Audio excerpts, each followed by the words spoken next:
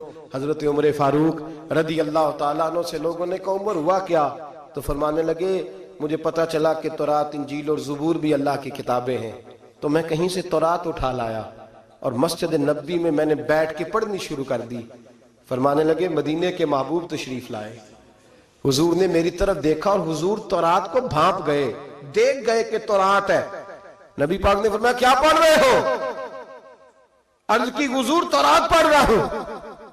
تو فرماتے ہیں حضرت عمر یہ لفظ میرے منہ سے نکلے تو میں نے حضور کے چہرے کا رنگ بدلتے دیکھا، بس غضب سے ان کے خدا بچا، میں نے رنگ بدلتے دیکھا، چہرہ انور پہ جلال دیکھا، اور حضور نے فرمایا عمر جو دین میں نے تمہیں دیا ہے وہ مکمل نہیں، جو پیغام میں نے تم تک پہنچایا ہے وہ کامل نہیں، جو شریعت میں لے کے آیا وہ اکمل نہیں، ایک در پھڑیے ایک نو منیے ایک دئی ہو کے مریے۔